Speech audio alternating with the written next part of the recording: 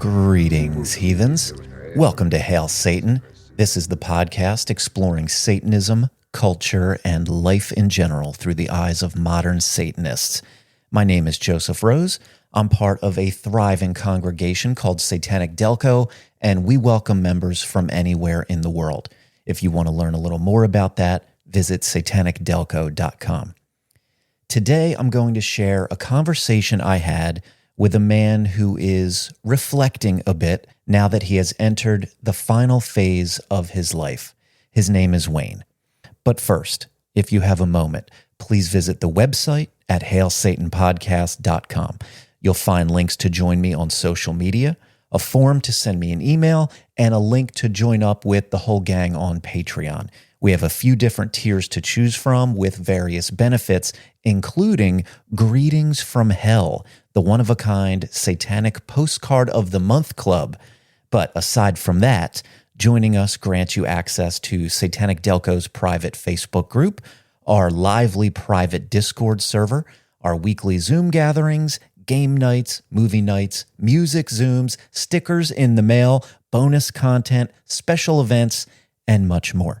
If you're interested in being part of an active, thriving satanic community, Satanic Delco is where you'll find it. All right, guys.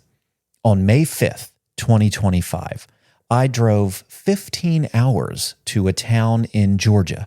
I met up with some cool members of Satanic Delco. I spent the night, and the next day I met another member of the group, Wayne, for the first time in person, and we recorded a conversation right there in the living room. Wayne is just a man. He's an older gentleman. He's a member of Satanic Delco, and I've never had a conversation quite like this one before. Seated next to Wayne was his wife, Dee. I was very glad to meet her that day also, and you'll notice some instances where Wayne speaks to her or references her during our chat. So let's just get into it. Let's meet Wayne. My guest today is a member of Satanic Delco. Welcome to the show, Wayne. Hi. I have to start this interview with a question that I was not planning to ask you until very recently. Do you live in a nudist resort? Yeah. You do? Yeah. My parents have lived there for the past almost 30 years. Now, maybe I missed it. Me and you have had plenty of conversations with the group on Zoom, and I don't know if you've ever talked about this. I didn't realize this was a thing until you gave me your address, because I was coming down here to talk to you. I type in your address, and right there in the map application, it popped up. I was like, that's not right. Wayne's not a nudist. But it is. You live on a nudist resort. Well, I do now. I didn't grow up on one. My parents moved there about 30 years ago. Okay. It's a great place. There's probably a bunch of different ways that we could structure this conversation, but I think we might as well start roughly the present time to give context to everyone.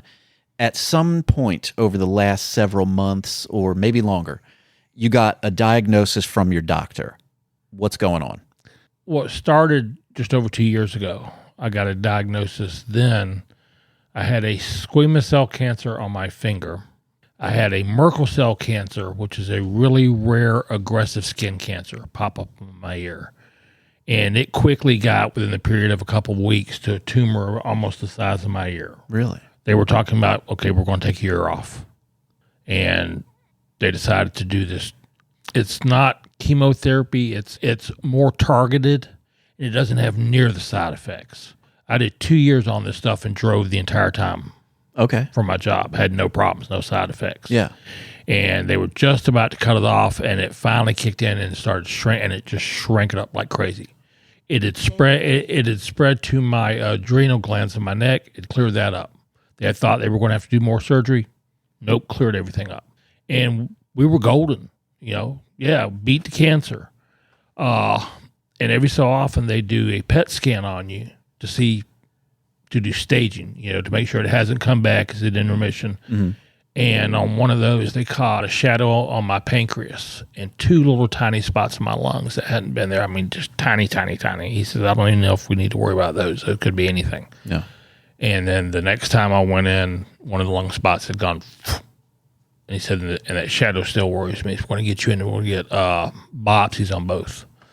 And they did the pancreas biopsy first and come back pancreatic cancer. And that right there was like, ooh, that's not good. Yeah. I know about pancreatic cancer. That's the one you don't want. And so then we went to the lung biopsies. Now I'm sitting there with cancer in my finger. I had a different cancer mayor. I got pancreatic cancer now. And I'm in the odd position of going, please be lung cancer on the lung biopsy. Because we can deal with 2 different cancers. And lung cancers, people live a lot along with that. Yeah. And the only cure for pancreatic cancer is they have to take the pancreas out. But if it's spread, no bueno. Got it. At that point, you're stage 4. You're pretty much just managing what you have. So I'm sitting going, lung cancer. Please let me have lung cancer, which sounds so wrong to say. Yeah, crazy. Nope, this is pancreatic spread. So what kind of prognosis did the doctors give at that point? 1 to 2 years. If I took the chemo, I had 1 to 2 years. Okay. They've seen people last longer. They've seen people last shorter. The way they measure cancer is how many people are still alive at the end of 5 years, the survival rates. And you're barely in the double digits with pancreatic cancer. Really? After 5 years? Maybe 15%. And that's just recently. Right. And that's if you catch it early and do stuff. Once you've hit stage 4, you're just trying to buy time. Okay. So they told me 1 to 2 years with chemo. Okay. And I started the chemo and couldn't do it. I did 4 treatments and I was a zombie. I have never felt so bad in my life, never felt I was nauseous.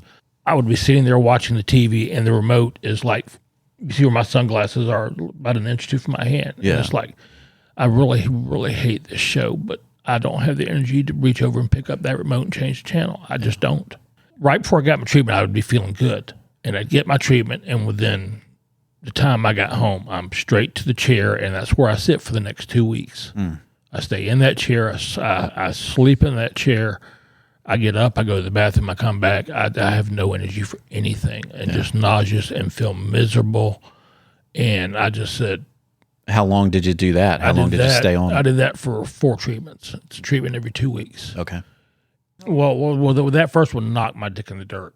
Yeah, I remember when you were first starting them. Yeah, but I started feeling better sooner, but it builds because not all the poison gets out. Because that's basically what they're doing. They're flooding your system with poison to kill the cancer, and they're killing other cells too. Right. And so it builds up. And so it gets where I'd have, I went from maybe having 4 or 5 days feeling good where I'd feel sick the first week to where I'd feel sick longer and longer and longer. And it was getting to where I'd go in for my treatment. I'd be sick all but maybe the last 2 days. I'd start feeling a little bit better and go right back in and do it again. Yeah. And I just told my doctor, if this is the kind of time you're buying me, I don't want it.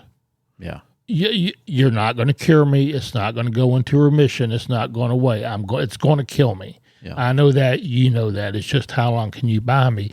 But if all I'm doing is sitting in a chair, that's not the way I want to go out. Yeah, it feels like a waste of time. You may buy me in an extra couple months, but for most of that, I'm going to be sick as a dog. So right after this, you're talking radiation. And it just...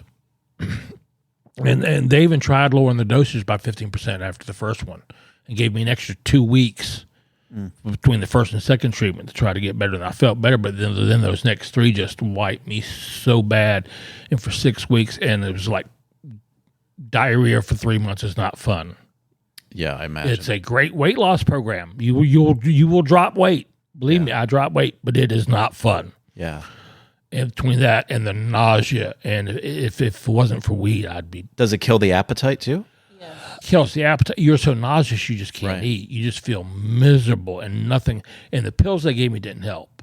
They had some synthetic non-THC Marinol they would prescribe. Georgia has a legal low THC oil medical marijuana program. But you have to have your doctor sign up for it. And the facility where I'm going through, it's their policy. They don't do it. Really? Wow. And I can't say no because right now they're giving me 100% financial aid and they're picking up my COBRA payments on my insurance. Sure. Which would be $1,600 a month normally. So you made the decision to get off of the chemo? Yes. Because it made you feel like shit? If I'm going to go anyway, I want to go to where I can be up and talkative and present for her. When I was in the chair, I was just like, didn't want to talk, didn't want to do that, just felt miserable. Yeah. Like I said, it was killing her to see me like that. Yeah. And I just wasn't there. You know, I feel way better now. I know I'm going to have some bad spots toward the end, but they've said they'll give me morphine if I start to hurt or whatever. But since being off of it, you feel significantly better. Yes. You can get around. You've got some energy. I can get around. I got some energy. I'm still really tired and weak, and a lot of that I think is not from the after effects of the chemo. I've been off of it long enough now. Mm-hmm. I think it's just the cancer spreading throughout my body. Sure. Because there's nothing to stop it now. After you made the call to stop the chemo, they give you an updated prognosis with that? 6 months. Without the chemo. 6 months. This is the cancer that killed Swayze and everybody else. So for people that don't know, because most other cancers, they can catch them. There are signs and symptoms. With pancreatic cancer, by the time you see any symptoms, you're already stage 4. It's already pretty much spread. That's the problem. They catch it so late. There's no screening for it. Unless you get lucky, they caught mine as early as they did. First showed up on a thing just because I had this other cancer. But unfortunately, my body was already kind of compromised and it had already spread quickly. Yeah. It was compromised from having cancer already. Cancer thinks I'm sexy. I have 3 different types of cancer. Yeah. You know, it just loves me. Yeah, I guess so. I don't know what it is. And I wish it didn't. I wish it thought I was an ugly, ugly girl, but it just loves me. Same. All right. Well, let's back up a bit. How old are you right now, Wayne? 62. I'll be 63 in November. All right. Where did you grow up? Grew up between Alabama and Georgia. Was born in Alabama, born in Tuscaloosa, Roll Tide. Have to say that it's in the DNA if you come from Alabama. Sure. If you don't, they disown you. Yeah. What was your experience with religion growing up? I kind of went to church as a kid. It ended when I was about 11 when I got in the fight with a church pastor on the bus taking us back from church and Sunday school about the fact that my hair wasn't too long to come to church, but it was too long to be on the church bowling team. And he didn't like the fact that he says, well, we need to present a proper appearance and all. Your hair needs to be neat and all. I said, well, under your logic, then Jesus couldn't bowl or be on your swimming team or anything else. He was just as much of a beatnik as I am. And while you're at it, this antiquated dress thing for the girl, and we got into it. Yeah. And they told me I wasn't allowed back. How old was this? I was 11. Yeah. I didn't buy the bullshit back then. So I was pretty much been an atheist most of my life. Yeah, I was going to say at that point as a kid, were you like a believer? Were you in? Nah. No, you were already feeling some kind of way. I was never a really believer. Okay. I went because, you were a kid, you go and you do stuff. That's what your parents say. But when you were a kid and having some little bit of long hair and stuff like that, would you say you were a rebellious kind of kid? Were you like a rock and roll type of kid? What kind of kid were you?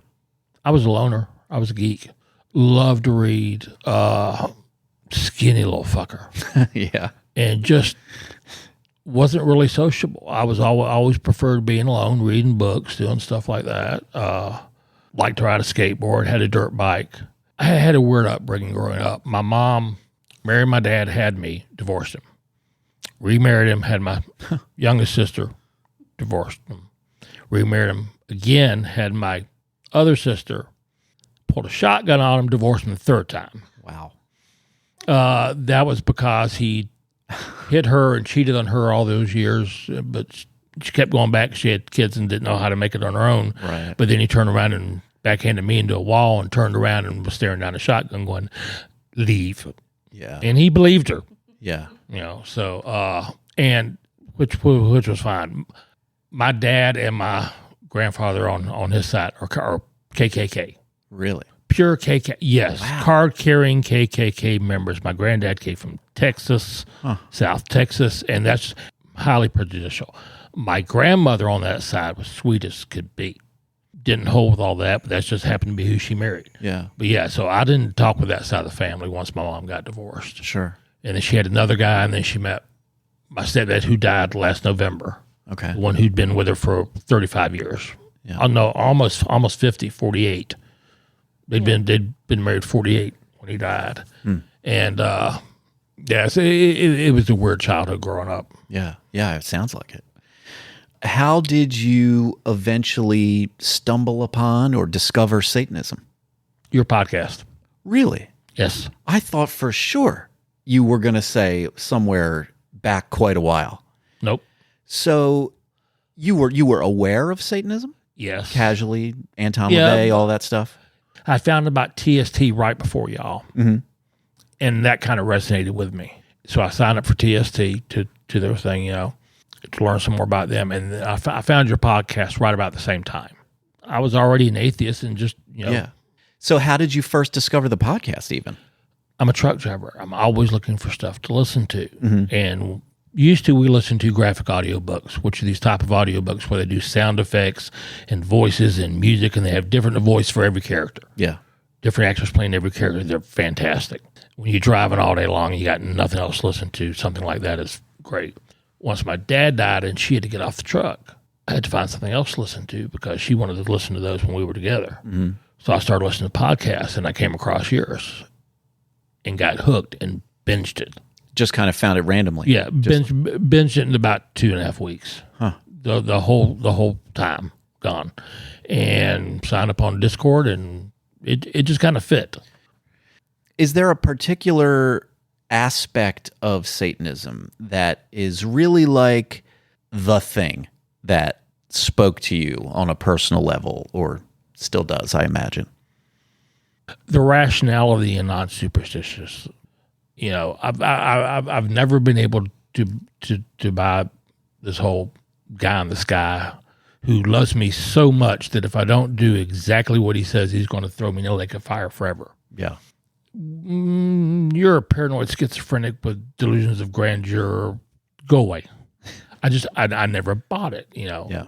You're only good if you do this. You have free will, but unless you choose the way I want you to choose, well, that's not free will.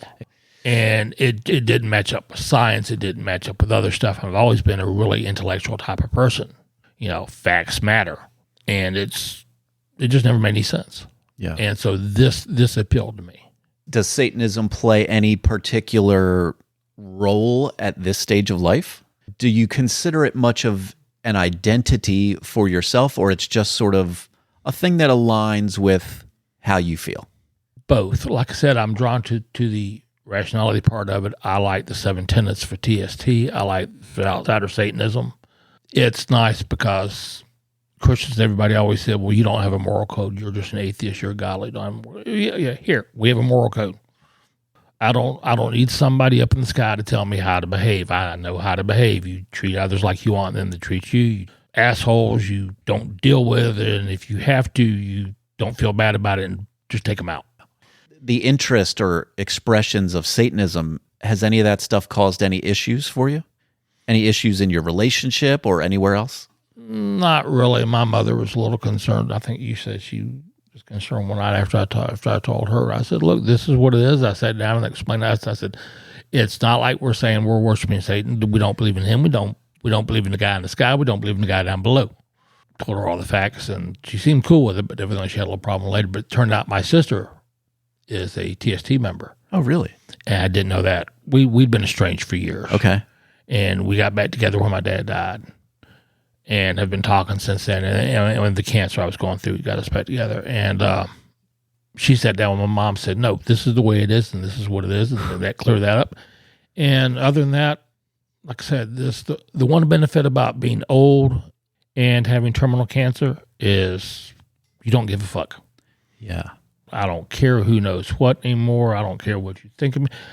And I've pretty much been that way my whole life. I don't care what anybody thinks of me because the way I see it, I have to respect your opinion in order to care what you think about me, and you've given me no reason to respect your opinion. So, and it's even more amplified. I'm going to die in 6 months. Fuck you. Yes. I joke with members of our group. I always say that if I ever somehow came into fuck you money, I would release the greatest couple of podcast episodes any of us have ever heard, because the level of honesty and expressiveness that I would feel if I had fuck you money would be incredible. And I imagine that your situation in a way is similar in that level of freedom. There are three things that can give you that level of freedom. Fuck you money, being old to the point where I don't fucking care anymore, asshole. Yeah. And you're going to die anyway. Yeah. You know, you got a limited amount of time. What are you going to do to me? So I have nothing to lose at this point. Yeah. It's kind of freeing in a way. I'm sure. I think so.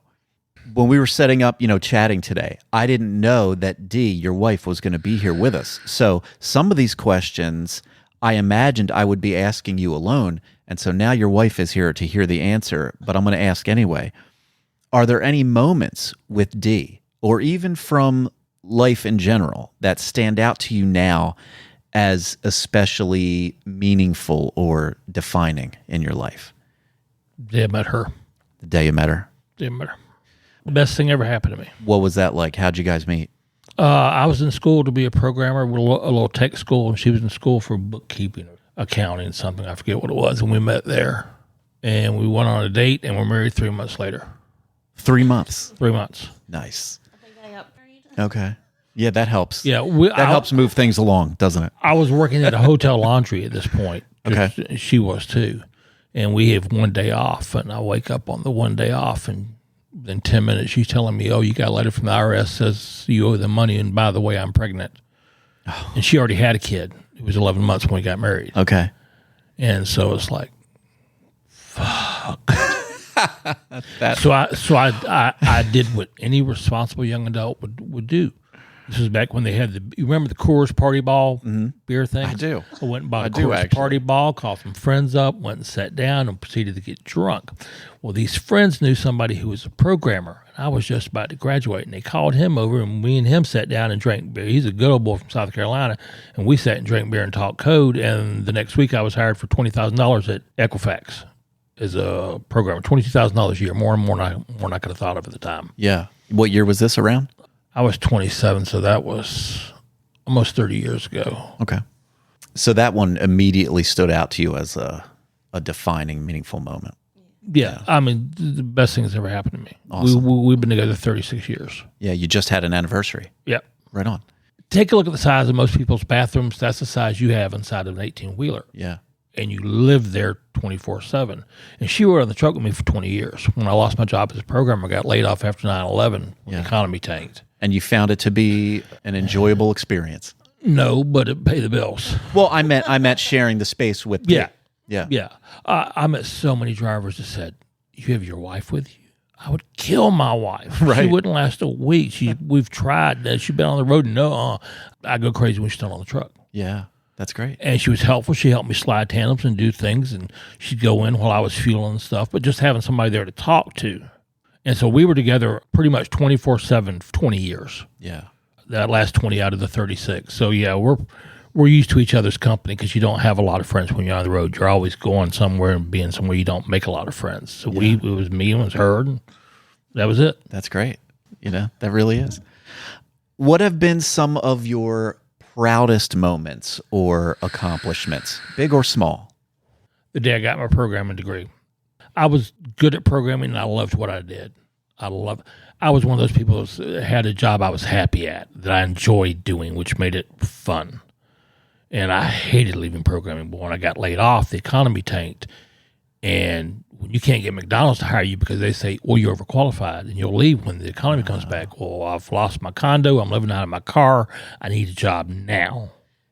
And they were sending all the jobs to India because it was cheaper. So what actually caused you to lose that job? I got laid off because the economy tanked. They started outsourcing all the programming to India, all over this country. Yeah.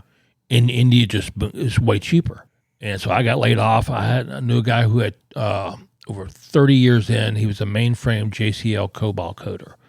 And that's a skill that not a lot of people have anymore. But there's millions of lines of COBOL code out there, billions of lines of it out there still running stuff. Yeah. They found some guy in Japan who knew they could train to do it, and he was willing to do it cheaper. And he retired after that. He went 2 years, couldn't find a job. And so I finally said, no, fine, I'll drive a truck. Somebody tell me about that. I have a house and a job all in one. But you really enjoyed the programming. Loved it. What have you learned about people generally, or even about yourself during this particular chapter of your life? That if you find yourself in this particular situation, the thing you find you regret the most is wasted time. You look back, you see all the moments of wasted time, things you should have done and didn't do. You thought, oh, I've got time. I've got time. Oh, all the money in the world can't buy you time. And if you miss opportunities with your kids or your wife or whatever, or things you should have done because you put off, I should have got the insurance out, we'll do it later. You can't put stuff off because you never know. It could, you hear all the time some guy gets in a car crash and their kids die, 10-year-old, 5-year-old, 19-year-old. You never know when it's going to come. Hell, I'm sitting here, I thought I beat cancer.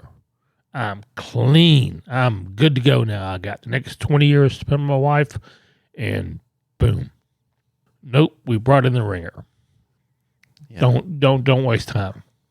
That is a good lesson for sure. That's a powerful message.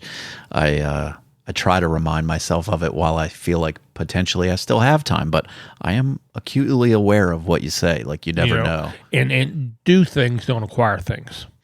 There's lots of stuff that I wish I hadn't spent money on. I wish I'd spent more time just going and doing stuff. Yeah. You said you wanted to take the time where you could feel a little better and have time to spend with your wife and have it be more enjoyable. How are you spending your life now? Has it changed significantly, or is it sort of life as usual? It changed when I got diagnosed. When I got diagnosed with pancreatic cancer, I had to stop working. I had to retire. One, I wasn't going to drive like that. And two, they weren't going to let me drive. Once I did the chemo, I was in no shape. Yeah. I would have been in danger. And even without the chemo, they know it's coming. There's the safety issues. Don't put me on the road. Oh, yeah. I don't have that stamina anymore with the cancer coming through me. So that was a big change. But I'm one of those people, I've always said, if I can hit the lottery for just enough money to pay my bills off and keep me comfortable, I don't have to live fancy. I don't have to go a lot of where I can read books. I can play games. I can do stuff at the house. I can spend time with the wife, watch TV. I'm happy. I work because I have to live. I don't live to work. It's been nice being able to get some retirement. I was hoping for more. Retirement. Yeah. Yeah. But when we were on the truck, we worked 6 days a week, only off one. So we didn't do a lot of stuff anyway. Our big thing the last couple of years was concerts. We like going to concerts. So we went to as many as we could when I could get the time off. Yeah. You were busy so much of the time. Yeah, and you never know where you're going to be. Right. And when I was on the dedicated run, the way it ran, I ran from Atlanta to Mississippi, and then the next day I came back. So if I took a day off, I missed 2 days. I missed that run out and the run back. Right. So it would really cost you. And if you're a truck driver, you're paid by the mile. If you ain't moving, you ain't making money. And the run over, that's about a $300 a day. Yeah. So that's $600 that you're missing out, plus the money for the concert and everything else. But we like to, so I try to schedule vacation, do stuff. We'd go see concerts. Now it's pretty much just staying at the house. When I was on the chemo, it was because my immune system was shot. And you don't want to be around people. You really can't afford to get an infection because that kills your immune system. My T cell, after the first treatment, and one of the reasons they postponed that second treatment was it whacked my white blood cells so bad that they said, you're not to the point we got to stop treatment yet, but you're close. So we want to give you some extra time to bounce back and then give you an extra treatment to keep them up while you're doing it. Yeah. Like I said, when I was on the chemo, we didn't do much nothing. And now I don't have the energy. I get tired too easy. But we were able to go out to dinner. We were able to go out to dinner every so often. I can do that. And I like taking her out to dinner, and I'll cook for her. And spending time with my mom. My mom's 82.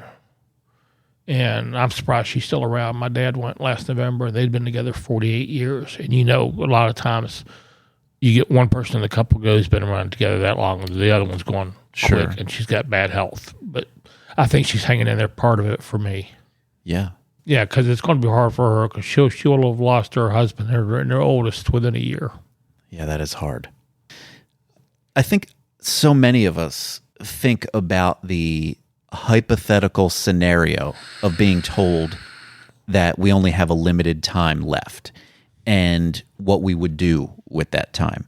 Have you found that the reality is significantly different than you Yes. ever imagined it would be? Because it's not real when you imagine it. And most of the time, I'm good. I've always told my kids and anybody tells you life is fair, they're lying to you. Life is not fair. Life is pain and the hardship and getting back up and doing it over again. And you have good days and bad days and ups and downs. It's just life is what it is. You know, if life was fair, I'd have been born to rich parents on Long Island somewhere. Same. You know, the Hamptons, Hollywood. I'd have been an actor or something. I wasn't. I had a good job programming. The economy tanked. I got sucked at a crappy job that I'm just, at the end of my career, I was just barely, after 20 years of truck driving, making what I did the year I left programming. It took me that long to get back to that. And I'm not, since I'm not worried about heaven or hell or anything else, it's just, when you go, you go. I'm fine. What breaks me down and gets me crying is worried about her. I had to retire way too early. I don't have any savings. I don't have any life insurance. Because by the time, once I got diagnosed with the first cancer 2 years ago, it was too late at that point. At that point, nobody's insuring you. Not with the cancer diagnosis. And, or if they do, it's not worth it, what you're going to pay for it. And that's what worries me. Yeah. My next question was going to ask, does fear play much of a role in life at this point? Fear about anything. Fear about people that you love and care about, and knowing what they're going to go through, and knowing do you want people to do anything about it. Yeah, that's the only time I really break down anymore. I've never really been a crier. I'm the calm head to deal with stuff. Always have been. And I've never worried about stuff. If I can't change it right now, why worry about it? And this is definitely one of the situations you can't change. And I know my mom says, you never know, people have miracles, and she believes in her mom's. And I'm fine. Hey, pray all you want. You pray for me, I'll go send for you to all balance out. You can pray in one hand and want in the other, and neither one's going to help me. It is what it is. It's just cancer sucks. It's a bad roll of the dice. So, I had 62 years. I had 36 years with her. The only thing I regret is that I won't be there for her later. Yeah. In the context of Satanism, we talk about how it's about living your best life, making the most of what we have and all that stuff, because we don't have that attachment to an afterlife or any of that kind of stuff. So it becomes a very grounded, this is our reality. We only get X amount of time. We don't know. And how can we really squeeze the most? And who knows? Maybe I'll be pleasantly surprised. I'll wink out and wind up somewhere else and surrounded by piles of hash and young nubile virgins, and I'll be a happy motherfucker. Yes. I'll go, damn, I was wrong, and I'm so glad I was wrong. Yeah. Drugs and women. I'm a happy camper. Yeah. What did you say? Nubile virgins? Yeah, that's it. Let's hope, guys. Though I never got that thing with the Arabs blowing themselves up about all the virgins. Who wants virgins? Who wants out, over and over and over again? No. Yes. Give me an experienced hoe anytime. Yes, a nubile, experienced woman. Well, let's hope. Do you have any unfinished business, anything left unsaid or unresolved that you hope to find closure with while you do have the time? Oh, stuff that's possible? Not really. I'm going through and watching old movies now that I liked and trying to pick one or two series that it's over that I can go back and binge watch. It's just favorite series, favorite movies. It's more about enjoying the things that you enjoy. Yeah, because I've only got so much time anyway. And there are certain, there's old movies that you just watch. You don't care how many times they've been on. If that movie comes on, you're sitting down, you're watching that movie. Oh, yeah. Yeah. What are some for you? Oh, Godfather. Classic American cinema. Of course. Cat on a Hot Tin Roof. I'm a big fan of. I like classic movies because they had dialogue. Yes. The Lion in Winter is always another favorite. Also, that was Anthony Hopkins' first film appearance before he became Hannibal Lecter. Classic movies had a lot of dialogue. I like a lot of the old film noir stuff, a lot of sci-fi, a lot of westerns. I'm the same way with music. I have very eclectic takes. If I pull up my Spotify list, it goes from Judas Priest, Iron Maiden, Megadeth on the metal side to the Dead South, which is kind of a folksy group. A bunch of ex-metal playing guys from Canada got together and did a folk blues group that's really, really good. I was going to ask specifically about the music. I know you're like a music lover. Old. I like anything from old-time blues to brand-new blues. I've got the complete Sunhouse sessions. When he was still a farm worker. Okay. And the Library of Congress was going around and recording all these guys to the new stuff. Big classic rock and metal fan. I grew up listening. I was born in the 60s, so I grew up 70s, 80s, so my tastes run a little bit farther back. Yeah. Yeah, I know me and you probably have a good bit of rock music in particular in common. When we've done our music Zooms and stuff, you usually are in there for a request or whatever that I'm down with. There's some of the earlier stuff I like you might not be as into. I'm a big Leonard Skinner fan. Cream, Deep Purple, yes. Emerson, Lake and Palmer, love Brain Salad Surgery. Great album. Operation Mindcrime by Queensway. Yeah, best album of all time. Best concept album. Just listen to it from start to finish. It's amazing. And his voice is great. He's a super strong singer. My mom was really into that Operation Mindcrime album. Big Clapton fan, big early Stones fan, big Tull fan. Have you found that your sense of humor has changed in any way? Darker, if anything. Darker. I've always had a really dark, twisted sense of humor. And it's gotten worse. And it's caused some issues.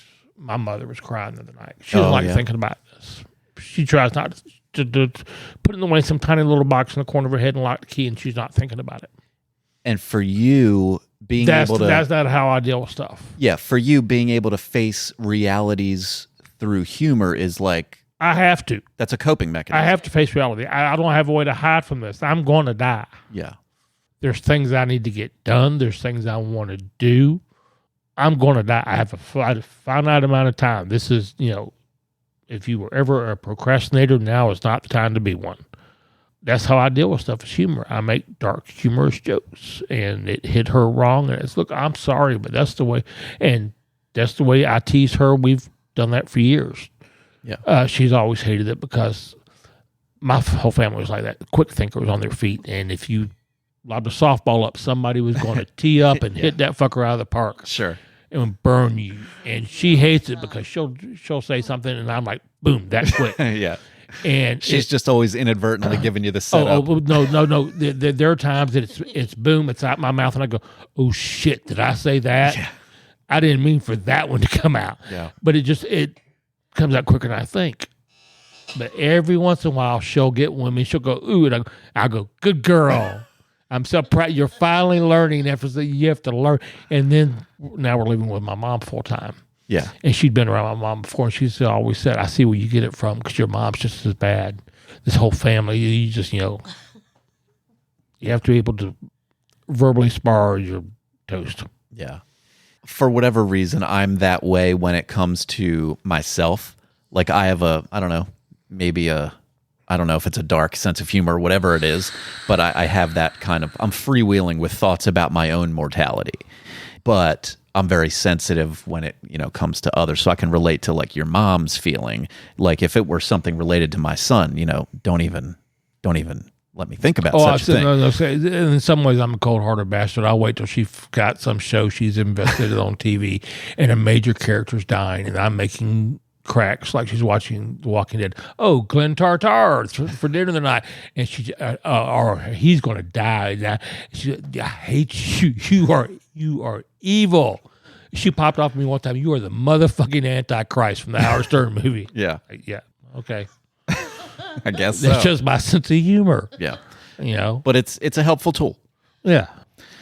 If it turns out to be an option for you, is there anyone you would really like to haunt? Donald fucking Trump. Really? That's the one that stands out to you. That orange Oompa Loompa motherfucker is destroying the country. And that's part of what scares me. I'm only leaving her not in a great place financially. Yeah. She can't collect my Social Security for another 4 years. Oh, She can't work. She has to take care of my mom. Huh. So they're living off my mom's Social Security. My mom dies. She can't afford the place we own. She's going to move back with her mom.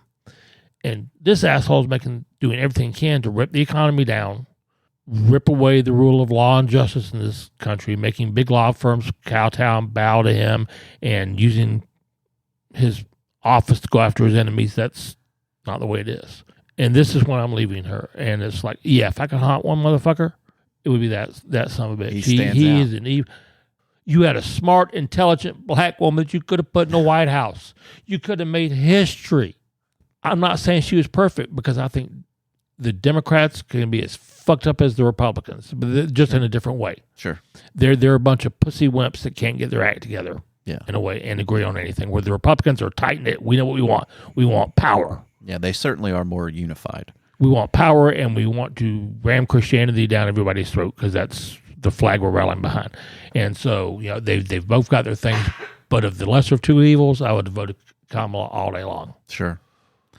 I know some folks might be expecting us to talk about the conversation that we got into on Zoom one night with another one of our members who, by chance, happened to be a funeral director. And I've been trying to figure out a way to make it happen, and I can't quite figure out how to do it, because I would do it in a heartbeat. Then maybe we can talk about. I was going to say, do you want to talk about it? Should we get into it? I just asked him today, had you talked about the skull? Yeah. Yeah. Oh, yeah. We were on our regular Monday night Zoom, I think it must have been. And we often chat about random topics, off color, on color, whatever. And your obsession with skulls and I do love skulls. And yeah. And I don't remember how it actually started. We were talking about something. And I think you popped up and just said, like, I would leave Joseph my skull. I want to leave you my skull. I like it right up on that shelf. And just by chance, that was my condition, that I had to be able to pick the spot. Yeah, yeah. And by chance, we had another one of our members of Satanic Delco was on the Zoom that night, and he's a funeral director. And so we just started asking him all kinds of questions about, all kind of things that people do and what's possible. And I was like, tell us, is this probably isn't a thing, right? We can't do that. And he was like, oh no, it's definitely possible. And so then we really started getting into it and talking about it. And I mean, don't let me coerce you, Wayne, but I believe your suggestion was that you would like to leave your skull to me to rehome with the others. I'm not going to need it. Yeah. You're okay with it, D? Okay with it. Yeah. D's okay with it. She gets the rest of the ashes to do whatever she wants with. I'm not going to do anything with it. And I like the idea of hanging out on the shelf and haunting the Zooms on Monday nights. Well, look, I would, since we first talked about it that night, I probably said You've been obsessive over it, haven't you? Yeah. Well, since you said it that night, when I would think about it, I'd be like, that's so fucking cool.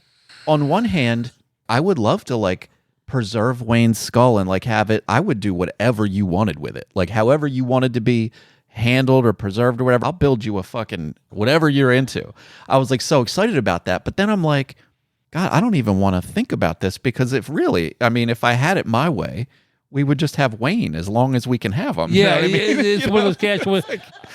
This is a great thing to think about. I really would like Wayne's skull, but the fact that he has to die for me to have that is the main kind problem. of bumming me out. Yeah, that is exactly the problem. I want to, because I'm so excited about my skull collection generally. I think It's those tiny little details that just kind of trip you up on stuff. I'm like, gosh, I don't want to get too excited about this. The man, we're trying to keep him around, But yeah, we'll talk about all of it. But that is the plan, and we'll see. We'll see how it all goes. I'll talk to my funeral director up here, see what the crematorium guy can do. I don't know how they'd be able to do, because they'd have to almost take it off before they cremated the rest of the body. Yeah. Well, we've got our guy, and I have been in contact with him for various other things too. So we're going to talk. I'll tell you, if we can take the head off and you want to pay for the shipping to your guy to have it processed and sent to you, and my guy will agree to it, I'm all for it. Yeah. Yeah. Well, we will definitely talk. I hesitate to talk about it too much on here, but we will definitely talk about it when we're done. I just want to be up on the shelf. Oh, and I want everybody to know that I didn't do anything weird. This was Wayne's wishes. I didn't somehow bribe a guy somewhere. Wait a minute. Give me Wayne. Now it does. I'm not going to be around. Yeah, I feel the same. To worry about it. Yeah, I don't care what. As far as I'm concerned, my family could go dig a hole in the back, chuck me in the ground, cover me full of dirt, and save $3,000. Right. Yeah. Rather than that's what it's going to cost to burn me up. That's in just the cheapest cardboard box, almost $3,000. That's about as cheap as you can get a funeral. That's wild. I mean, personally, just chuck me in the back and cover me with dirt. It was good enough for hundreds and thousands of years. It should be good enough now. Yeah. Yeah. I don't understand why. Why should they have to go all? That's another $3,000. Especially because right now with the dad dying and his expenses, and then me with my cancer and all, and then my mom with her stuff, it's like, man, you can watch savings dwindle quick. Mm. And if it wasn't for the insurance, I don't know what we'd have done. There's nothing like cracking open the bill from the hospital for $250,000. Yeah. After your first two treatments. It's crazy. Because they were like over $80,000 a piece for the other cancer I had. Every 2 weeks I was spending like $80,000. Wow. And so I'd get a bill for $100,000 plus all the other associates. So it'd be a bill for over $200,000 every 2 weeks. And you look at that and go, oh God, I'm glad it's zeroed at the bottom of the insurance or whatever. You ain't got good insurance, you're fucked nowadays. Yeah, that is crazy. Well, before we end this, Wayne, I want to give you the opportunity to say anything you want to say, and you can direct it to whoever you want to direct it to if you have anything. Fuck Trump. Halford rules. Take my ashes, go buy a douche, mix them up, find a cheap hooker, and run me through one last time. Wow. That is a hell of a message. Well, because we live... I told you I had a weird sense of humor. Hey, this is the place for it, Wayne. Because we live pretty far apart, I don't know if we'll get the chance to meet again in person, but I'm going to hold out hope that we do. I would love it if July rolled around and you were feeling well enough to somehow join us at camp. We don't know if it'll be possible. We don't know how you'll be feeling. But if it's at all possible, I'm just saying. The big logistic there is taking care of my mom. Yeah. I can't leave her at home by a house. She sure. Just, with her memory, I'm afraid she's going to fall and not have the phone, or she's going to miss her meds and go into a diabetic coma. Yeah. I've got to have somebody there. If I could have somebody there 24/7, yeah, I'd love to come up for camp. Yeah. All right. I've heard there might be mushrooms there. There has been in the past, and I don't see why this would be any different. Oh, I miss me some good psychedelics. Yes. I used to love mushrooms, used to love acid. We were tripping on one of her first times doing acid, and acid was great for sex. We were going to spend the whole night just blah, blah, blah, blah. And we're taking a break, and we cut the TV on, and the first episode of Dinosaurs is on. And that killed the sex for the rest of the night. Wow. We're too busy laughing our asses off. Not the mama, not the mama. You remember the old show? Yeah. The We Say So? Yep. And and we're tripping our balls off. And what were you on? Acid? Yes. Acid. And it's a really good blotter I used to be able to get. And I haven't had mushrooms since I was in my 20s with my first wife. Oh, well, shit, Wayne. Now, goddamn, why did I think of this earlier before I drove all the way down here?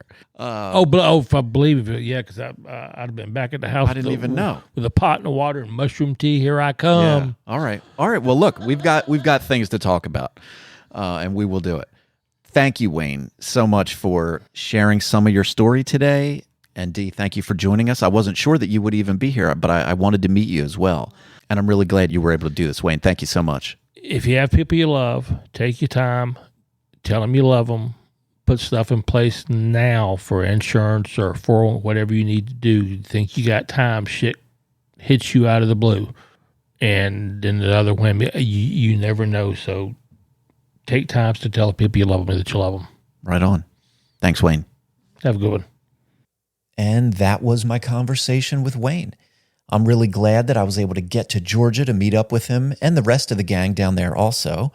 And I do hope that one day, not anytime too soon, Wayne's final wish for his skull will be respected, and I will take good care of it. If you have a moment, please visit the website at hailsatanpodcast.com. I'd like you to stay safe out there, and hail Satan.